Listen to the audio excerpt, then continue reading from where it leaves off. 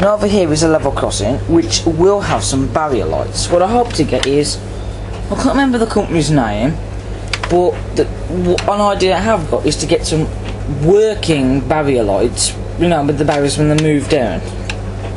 I can't remember the company's name. I will put an annotation somewhere around here so you know what it is. And also, as you can see, a road has been built and a small town. You have to excuse these gaps on here. This is basically been caused by the condensation, which is what I hate. But what can I say? But these will be fixed, along with that one over there.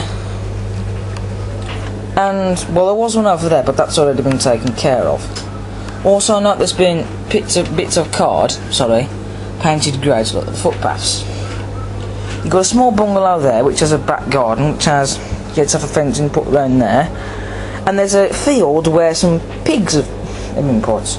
I'm going to get some more and put them around there. Some troughs, which is what pigs eat out of, and stick them some around here, as well as a pigsty. Because the major animals will be up there, on the hill. Basically when it's finished. As well as some castle ruins as a possible idea. And then there's a telephone box. As you can see, we've currently got a factory, a house, a shop, another house, and I don't know what that building's going to be. But basically this has all been sceneried, and it will have detail in the garden soon. And the road will have some white lines put in the middle of it. But that's something for the future, really. I've also got this small house thing here. Well, it's not a house, but still. And you've also got these fences put up alongside the rails to make it more realistic. So this bit has been the most work we've been doing. And also there's a road coming round to here. And this is an old building I had. Basically, when I first went into model railways, this was one of the first buildings I had.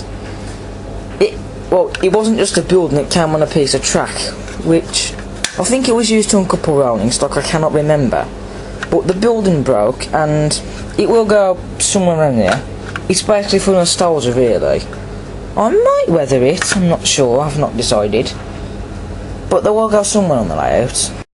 And here's a goods shed, which will most likely go there. I mean, I could put it there, but what do you think? It's going to look a bit weird, isn't it? This is made of card, by the way, which I didn't build, it came up there already. It was bought from a model shop, already built, and so I bought it. Don't ask about that weathering done on both sides of there, I didn't do that, it came like that. And it shall be glued down, right there. It looks good there, actually. And I might put some buffer stops. One there. And possibly there. Sorry, focusing on the wrong thing there. But we'll have to see what comes round. As well as all this, we have these bits of polystyrene.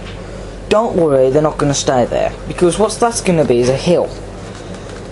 But we've run out of filler. For those of you that don't know what filler is, it's basically a type of plaster, which is what we use on most likely this part here, on this tunnel, which most of it is made out of plaster and wood and etc.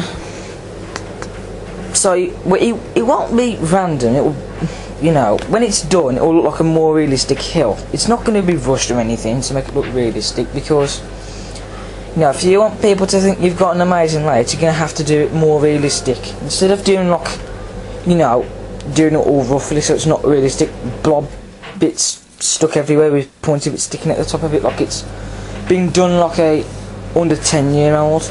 You know, you've got to impress people if you want people to think you've got an amazing layout. But this will be a hill eventually, but you'll just have to bear with us. Also, the Class 56 has finally got somewhere to go. You have to excuse that piece of the green tissue paper that is cut from the top of it. It's to protect it from the dust.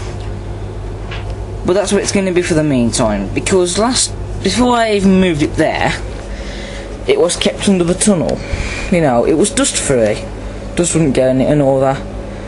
But at least it's down here at the road, and it's easier to get at, really. So that's, you know, that's for the Class 56.